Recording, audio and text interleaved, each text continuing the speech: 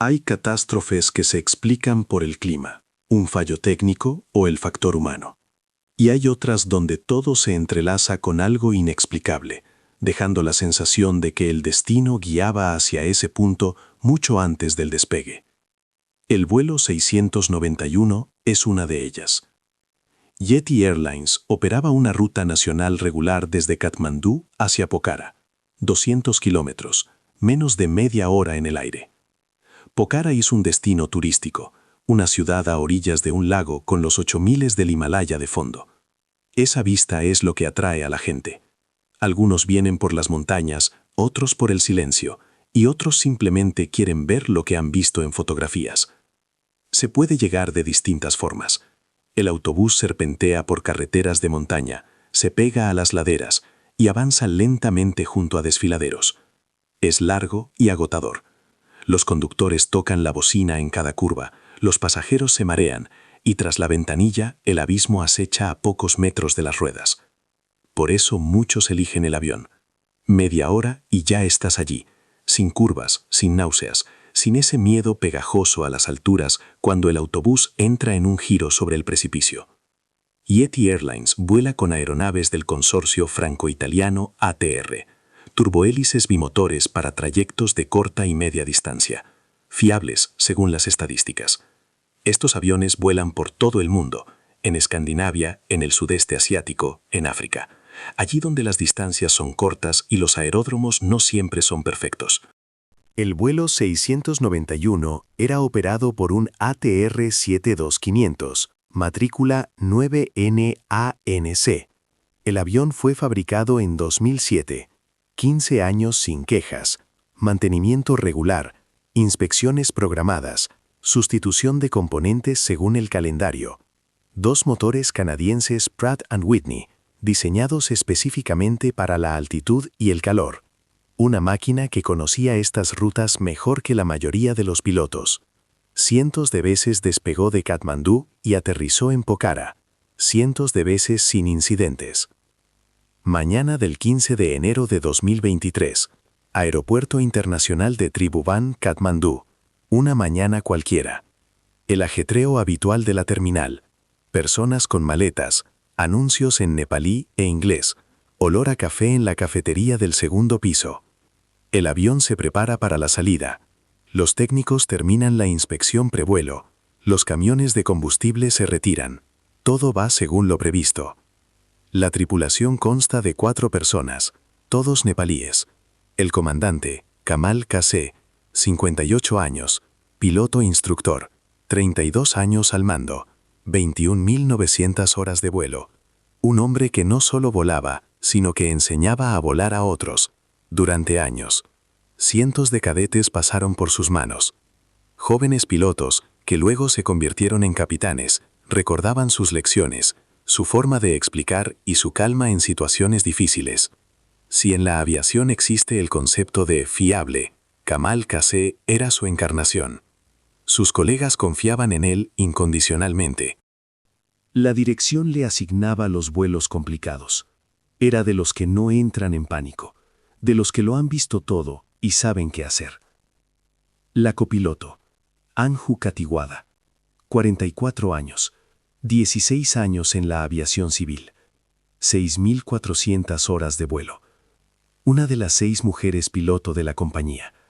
No son muchas para Nepal, pero tampoco pocas para alguien que no llegó a la profesión de inmediato. Era de las que lo logran todo por sí mismas. Sin contactos, sin protección. Simplemente persistencia y miles de horas de entrenamiento. A bordo, 2 azafatas. Una de ellas, Oshin Ale, grabó un video corto unos minutos antes del embarque de los pasajeros. Algo bromista, ligero. Una sonrisa a la cámara, un saludo con la mano. Lo subió a TikTok. El gesto común de alguien que no sabe que lo está haciendo por última vez. El video circularía después por las redes. La gente miraría su rostro pensando, ella no lo sabía, solo vivía un día normal. Cerca de las 10 de la mañana, 68 pasajeros suben por la escalerilla. 53 nepalíes, 5 indios, una pareja de Corea del Sur, quizá en su luna de miel o simplemente de vacaciones. Caminaban hacia el avión de la mano. Un australiano, un argentino que viajaba solo, con su mochila y su cámara, un irlandés, un francés, 4 niños, el más pequeño, de menos de 3 años. Personas sin conexión entre sí, salvo por una cosa. Compraron un billete para el mismo vuelo, una muestra aleatoria, una coincidencia fortuita. En la cabina hay 68 asientos, ocupación casi total. Alguien guarda su bolso en el compartimento superior. Otro ya está sentado, con el cinturón abrochado, mirando su teléfono. Las azafatas pasan por el pasillo, revisando cinturones, respondiendo preguntas. El olor del aire acondicionado, el zumbido de la ventilación. A las 10:33, el ATR-72 se despega de la pista. 72 personas a bordo. 27 minutos hasta Pokhara. Menos que un episodio de Netflix. Menos que un descanso para almorzar. La ruta transcurre sobre las montañas. Aquí, el clima puede cambiar en minutos. El viento, la nubosidad, la turbulencia, todo es parte de la norma local. Los pilotos que vuelan en Nepal se acostumbran a ello. Saben que las montañas no son solo un decorado tras la ventana. Las montañas influyen en las corrientes de aire, crean remolinos y pueden sacudir el avión hacia arriba o hacia abajo sin previo aviso. Pero al mando está un instructor que conoce estos corredores aéreos de memoria. El despegue fue normal, el ascenso también. En la cabina de pasajeros hay calma, una ligera vibración, nada más. Alguien dormita con la cabeza hacia atrás, otro mira por la ventanilla. Abajo pasan laderas cubiertas de verde y cintas blancas de ríos en los desfiladeros. Alguien desliza la pantalla de su teléfono, aunque casi no hay señal a esa altura. Unos 20 minutos después del despegue, el avión comienza el descenso. Pokhara ya está cerca. Abajo se ven los techos de las casas, el verdor, las curvas del río. Se ve el lago, el mismo por el que vienen los turistas. Desde la altura, parece un trozo de espejo incrustado en el Valle Verde. En la cabina de mando, todo sigue el procedimiento. Kamal está sentado a la derecha, en el asiento del copiloto. No es un error, estaba planeado así. Cumple el papel de observador e instructor. Anju está a la izquierda, en el asiento del comandante. Ella pilota la aeronave. Él supervisa y aconseja si es necesario. Un esquema estándar para un vuelo de entrenamiento. Así se enseña, así se transmite la experiencia. Anju está concentrada, las manos en los cuernos de mando, la mirada en los instrumentos, en la pista al frente y de nuevo en los instrumentos. Lo ha hecho cientos de veces, pero cada aproximación es una tarea individual. Aquí no se puede bajar la guardia. Kamal observa en silencio. A veces dice algo corto. Una confirmación, una precisión. Su voz es tranquila. Ha visto miles de aterrizajes. Este no es diferente de los demás. La tripulación repasa la lista de comprobación. Prende aterrizaje desplegado. 3 luces verdes. Todo normal. La altitud cae. 500 metros. 400. 300. 200. En la cabina de pasajeros no hay nada alarmante. Alguien ríe. Probablemente recordó algo gracioso. Alguien conversa con su vecino. Un niño en la tercera fila se mueve inquieto en su asiento. Su madre le ajusta el cinturón. Faltan un par de minutos para aterrizar. Ya se puede sentir cómo el avión desacelera, cómo el aire se vuelve más denso, cómo la tierra se aproxima. Uno de los pasajeros, un indio llamado Sonu Jaiswal, viaja con 3 amigos. Están sentados juntos en una fila central. Bromean entre ellos. Sonu saca su teléfono. Abre Facebook. Pulsa transmitir en vivo. No porque sienta peligro, simplemente para grabar cómo aterrizan. Para mostrárselo a amigos y familiares. Para presumir del viaje. Una nimiedad, una tontería. Pero, ¿por qué no? La cámara apunta hacia la cabina. Se ven los respaldos de los asientos, las nucas de las personas. La luz de las ventanillas. El sol entra por la derecha, iluminando las motas de polvo en el aire. Se oye el zumbido de los motores. Constante, familiar, tranquilizador. Fragmentos de conversaciones en nepalí, en hindi, risas de alguien. Sonu dice algo a la cámara. Sonríe. Durante los siguientes 90 segundos, graba su propia muerte. Él no lo sabe. Nadie a bordo lo sabe. Piensan que en 2 minutos estarán recogiendo su equipaje. A las 10:57, el vuelo 691 cae. No en la pista, no en un campo. Justo al borde de un desfiladero, cerca del río, a unos cientos de metros del aeropuerto. Tan cerca y tan desesperadamente lejos. Varias personas en tierra lo ven con sus propios ojos. Algunos salieron al oír el ruido. Otros simplemente miraban al cielo esperando el avión, queriendo grabar el aterrizaje. Una persona logra levantar su teléfono. En la grabación se ve el avión inclinándose violentamente sobre un ala y cayendo. Una inclinación antinatural. El morro apuntando hacia arriba.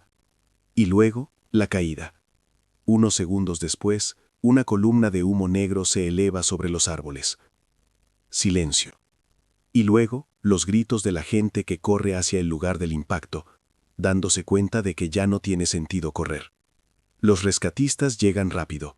Camiones de bomberos, ambulancias, policía. Pero casi no hay nadie a quien salvar. Los restos están esparcidos por la ladera. Parte del fuselaje está en el desfiladero, otra parte en el borde del precipicio. Asientos, trozos de revestimiento, pertenencias de los pasajeros.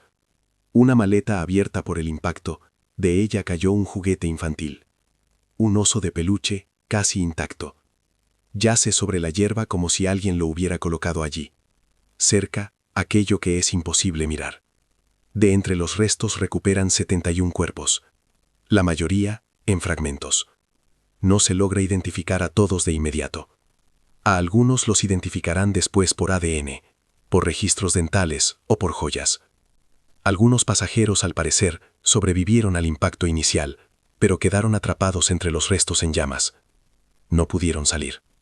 2 son rescatados aún con vida. Los rescatistas oyen gemidos y apartan piezas de metal con las manos. Los llevan urgentemente al hospital. Los médicos hacen todo lo posible. Pero en menos de 1 hora, ambos mueren. Traumatismos incompatibles con la vida. Daños internos irreparables. 72 personas. Ni un solo superviviente. Cuando se anuncia oficialmente, el llanto estalla entre la multitud en el aeropuerto. Familiares que habían ido a recibir el vuelo. Esperaron. Y el avión llegó, pero no de la forma esperada. La pregunta que surge de inmediato: ¿qué ocurrió? El avión estaba en condiciones, la documentación técnica estaba en orden. La última inspección fue pocos días antes del vuelo, sin observaciones. El clima estaba dentro de la norma. Sí montañas, sí posibles corrientes, pero nada crítico. Buena visibilidad, viento moderado. La tripulación, una de las más experimentadas de la compañía, no es el tipo de catástrofe que se puede atribuir a una causa obvia. No es de esos casos donde todo está claro desde los primeros minutos.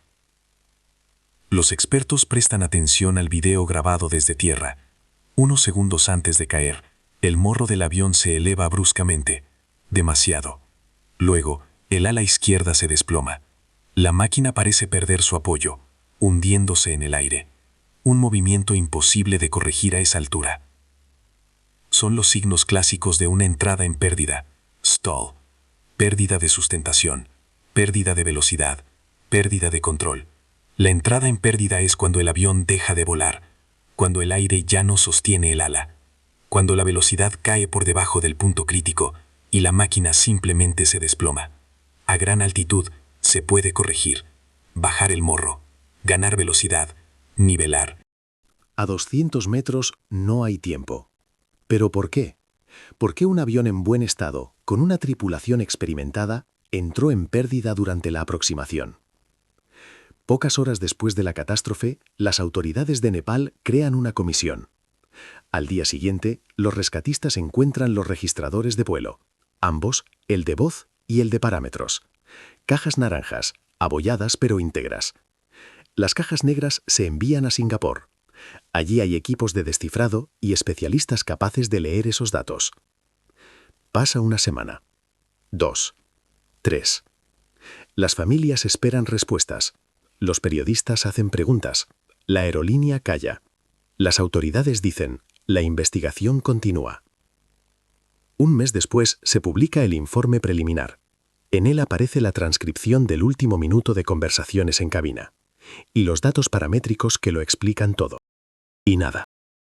Esto es lo que ocurrió. Kamal Kacé estaba sentado a la derecha, Anju Kathiawada a la izquierda. Ella pilotaba, él observaba. Un esquema habitual. Después de desplegar el tren de aterrizaje, 3 luces verdes en el panel, Anju desconectó el piloto automático. Pasó al control manual. Todo según el procedimiento. Es lo que corresponde en esta etapa. Manos en el mando, mirada en la pista. La altitud disminuye. 5 segundos después, ella pidió configurar los flaps a 30 grados, configuración estándar para el aterrizaje. Los flaps aumentan la sustentación, permiten volar más despacio y entrar en la pista de forma más segura. Flaps 30, descendiendo, confirmó Kamal. Él extendió su mano izquierda hacia la consola central. Allí, entre los asientos, se encuentran las palancas. Varias palancas situadas una al lado de la otra. La palanca de los flaps, las palancas de mando de los motores, las palancas de condición de las hélices. Para un hombre con 20.000 horas de vuelo, este movimiento es automático. La mano sabe por sí sola a dónde ir. Memoria muscular perfeccionada por miles de repeticiones. Ni siquiera miró la consola. No había necesidad. Lo había hecho tantas veces que podría haberlo hecho con los ojos cerrados. La mano se posó sobre la palanca. Pero no sobre la correcta. Él no se dio cuenta. Anju no se dio cuenta. Ella miraba la pista, controlando el descenso. Nadie se dio cuenta. No hubo señal de alarma. No hubo advertencia. Simplemente una mano que se posó en la palanca de al lado. Los datos paramétricos registraron que los flaps no se movieron. Ni un grado. Se quedaron en la misma posición en la que estaban. En cambio, las revoluciones de las hélices de ambos motores cayeron simultáneamente. Bruscamente. 25%. Luego más bajo. El par motor empezó a caer hacia cero. Ambos motores pasaron al modo de abanderamiento, feathering. El abanderamiento es cuando las palas de la hélice se giran para quedar paralelas al flujo de aire. Esto se hace cuando un motor falla, para que la hélice no oponga resistencia. Pero en un vuelo normal, con los motores funcionando, es una catástrofe. Las palas se giraron, el empuje desapareció.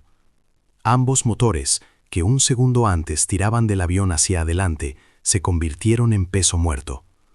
Con un solo movimiento, un movimiento erróneo, Kamal Kacé apagó ambos motores. A una altitud de 200 metros, a una velocidad que ya de por sí era baja para la aproximación. En los últimos segundos en la cabina se oyen voces. Primero, desconcierto. Pérdida de potencia. ¿Por qué? Ambos pilotos lo ven. Los instrumentos indican que no hay empuje. ¿Pero por qué? Los motores están sanos. Hay combustible. Todo estaba bien hace un segundo. Kamal mueve las palancas de potencia de los motores al máximo, pero eso no sirve de nada. Las revoluciones no suben. El empuje no aparece.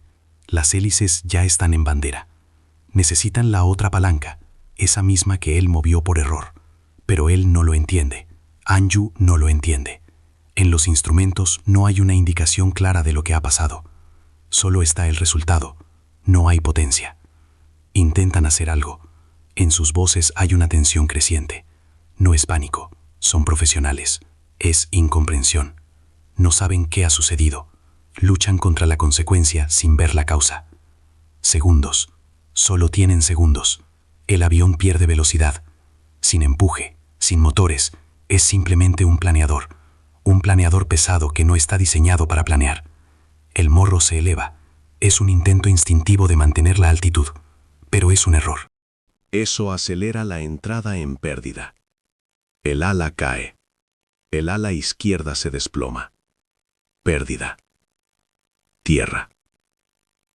El cuerpo de Kamal K.C. fue recuperado de entre los restos, identificado por sus documentos, su uniforme, sus restos. Lo encontraron en la parte delantera del fuselaje, donde estaba la cabina. El cuerpo estaba muy dañado, pero la identificación fue posible. El cuerpo de Anju Katibada nunca fue encontrado. Los rescatistas trabajaron durante varios días. Peinaron los restos, tamizaron la tierra, bajaron al desfiladero. 71 cuerpos. Falta uno. Había 72 personas a bordo. 71 encontradas. La buscaron más tiempo que a los demás. Revisaron cada fragmento. Cotejaron con los registros. Nada. Tal vez se quemó por completo. La temperatura durante el incendio alcanzó tales valores. De algunos cuerpos solo quedaron los huesos. Tal vez salió despedida con el impacto. El avión se desintegró todavía en el aire. Parte de los restos se dispersaron a lo largo de cientos de metros. Tal vez, y esto suena a mística, pero es un hecho. Simplemente no la encontraron.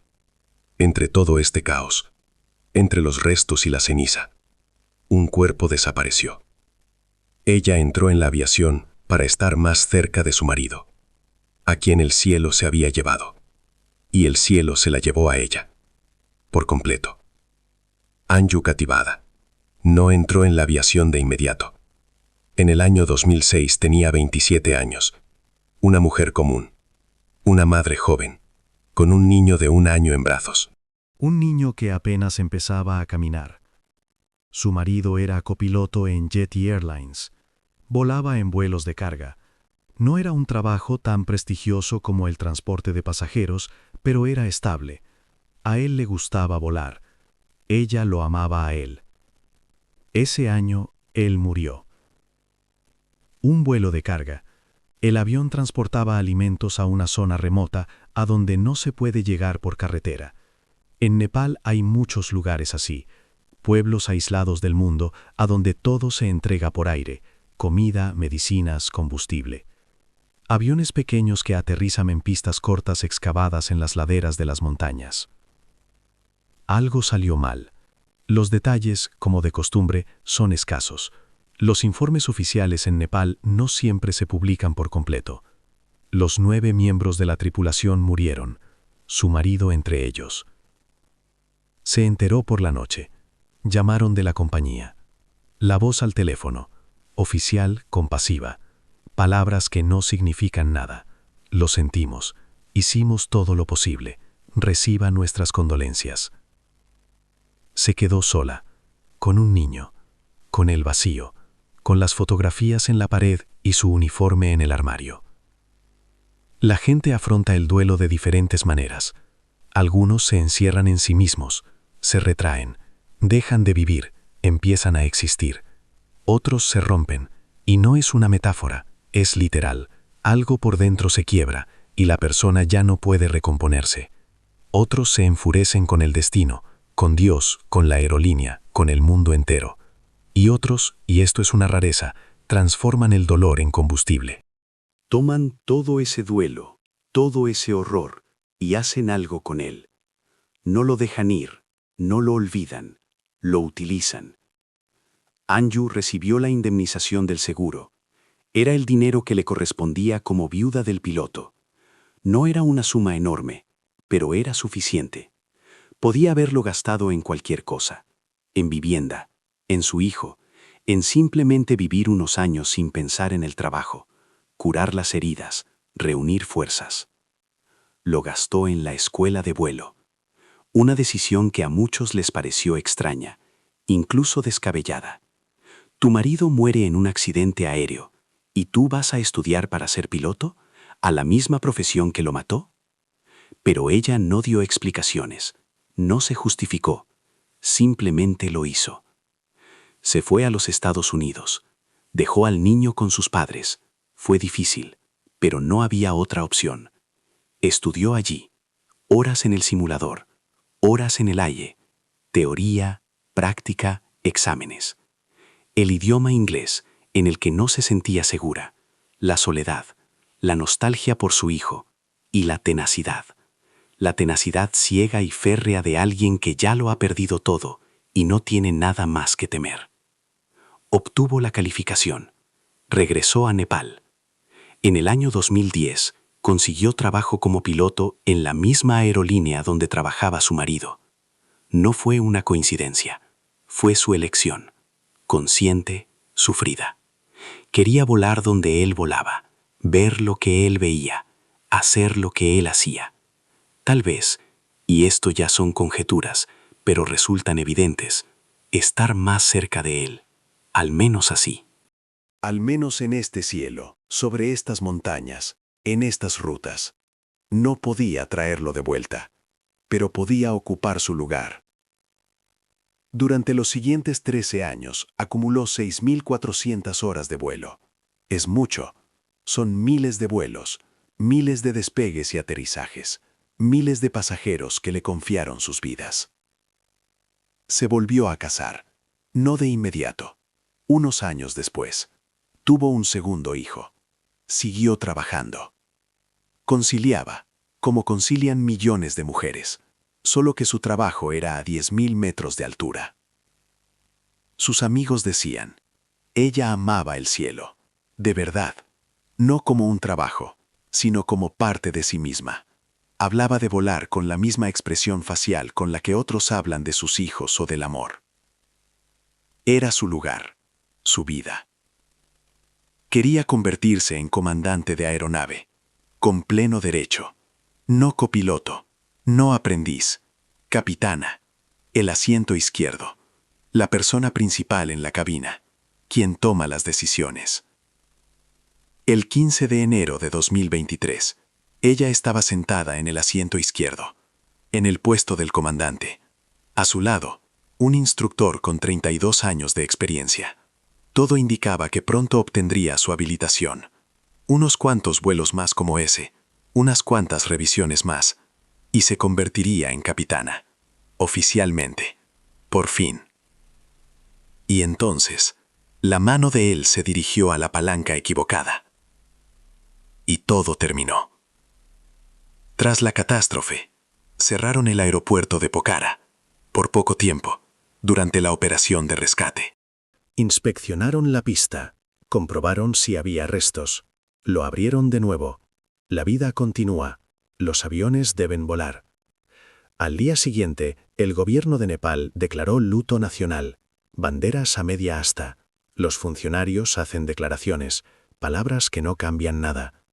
Yeti Airlines canceló todos los vuelos. Una ola de dolor recorrió el país y también una ola de preguntas. Los periódicos salieron con las fotos de las víctimas en las portadas. Los canales de televisión emitían el video de la caída una y otra vez. ¿Cómo pudo ocurrir algo así? ¿Por qué un instructor con muchísima experiencia confundió las palancas? ¿Por qué nadie se dio cuenta? ¿Por qué el sistema no emitió una señal? ¿Por qué el avión no pudo recuperarse? Hay respuestas, pero no consuelan. El factor humano, dos palabras tras las cuales se esconde todo. Memoria motriz, automatismo. La mano se dirigió a donde estaba acostumbrada, pero esta vez un poco más a la izquierda, un poco al lado, milímetros, y esos milímetros costaron 72 vidas. Kamal Kacé era el mejor, uno de los mejores, pero los mejores también se equivocan. En esto consiste la maldición de la aviación. El sistema es tan seguro como sea la persona dentro de él, y el ser humano es siempre vulnerable. Cansado, distraído, pensando en otra cosa, la mano tiembla y ya está. Nepal es un país con una aviación compleja, montañas, desfiladeros, pistas cortas encajonadas entre laderas, un clima que cambia en minutos. Aquí no existe la infraestructura que hay en Europa o Estados Unidos. No hay datos meteorológicos precisos para cada desfiladero. No hay radares que vean cada kilómetro cuadrado. No hay sistemas de reserva en cada paso. No hay dinero para todo eso. Los pilotos aquí son diferentes. Están acostumbrados al riesgo. Vuelan donde otros no lo harían. Aterrizan en pistas que en otros países cerrarían por peligrosas. Trabajan en condiciones que un regulador europeo calificaría de inaceptables. Pero a veces eso no es suficiente. A veces la experiencia no salva. A veces mata. Porque la experiencia crea automatismo, y el automatismo es tanto una bendición como una maldición. En el año 2013, la Comisión Europea incluyó a todas las aerolíneas nepalíes en la lista negra. A todas, sin excepción. Yeti Airlines, Buddha Air, Nepal Airlines. A todas se les prohibió volar sobre el territorio de la Unión Europea. No a aviones específicos, a todas las aerolíneas del país. El motivo se formuló con frialdad: problemas sistémicos de seguridad. Esto no significa que cada vuelo sea peligroso. Significa que el sistema en su conjunto no es fiable, que el control es débil, que los estándares son insuficientes, que tarde o temprano algo sucederá.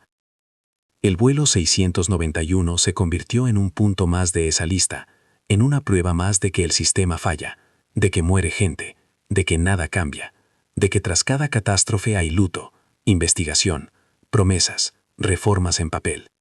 Y luego la siguiente catástrofe.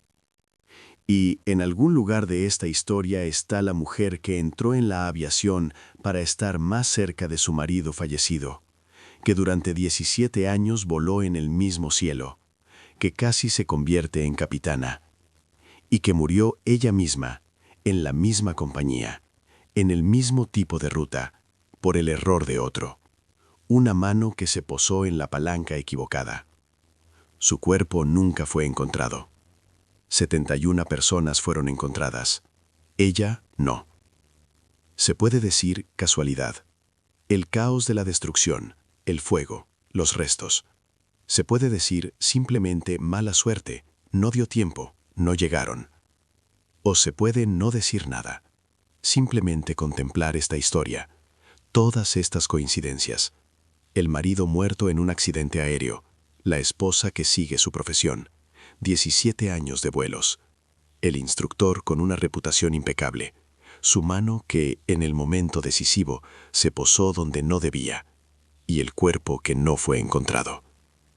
A veces en las catástrofes no hay mística, solo física, cansancio y errores humanos. Y a veces hay algo más. Algo que no tiene nombre. Algo que hace que la historia se desarrolle de una manera determinada, demasiado determinada para ser una casualidad. El vuelo 691 es una de esas historias.